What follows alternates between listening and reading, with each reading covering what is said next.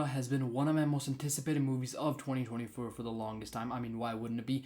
Universal love for it. Rumors that it might win Best Picture at the Academy Awards next year, and it literally winning the Palme d'Or at the Cannes Film Festival, which is just an insanely prestigious award, on a bunch of other stuff that's bound to get someone excited for this movie. Now, it took me a bit, but I was finally able to check it out, and it's fantastic. An absurdly horny, entertaining, and compelling film that shoots up Mikey Madison into the Hall of Fame of up-and-coming actresses. She is insanely good here.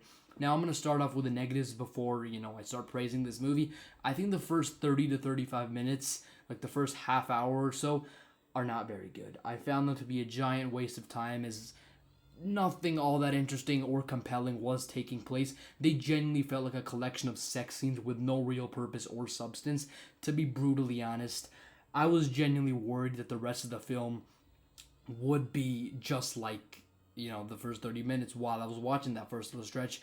But when it picked up, it picked up. This film is very much a comedy, and it's absolutely hilarious. One of the funniest films of the decade so far, of the 2020 so far.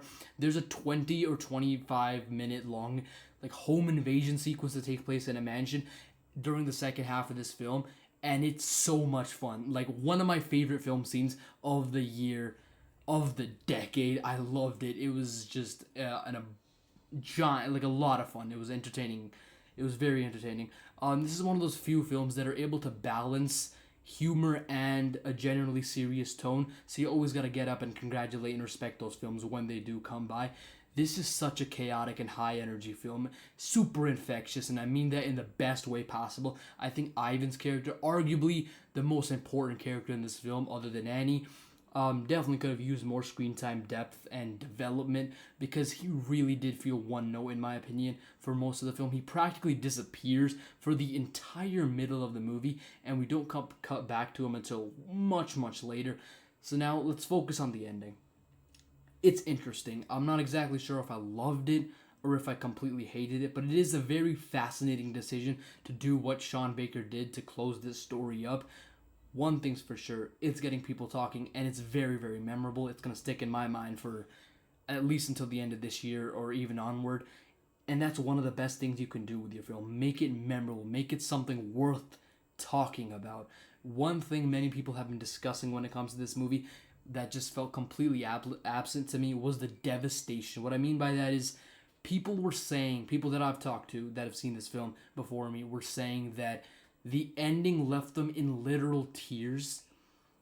And I don't know, man. I just don't get that. I feel FOMO because I didn't cry or feel that emotional sting that many people were feeling.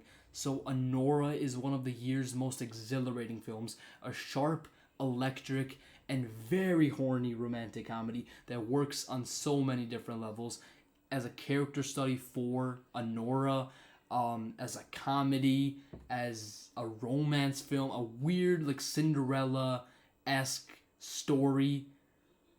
It's weird. It met pretty much every single one of my expectations. It didn't blow me away or anything, but it's great and one of the year's best films for sure. I loved this one.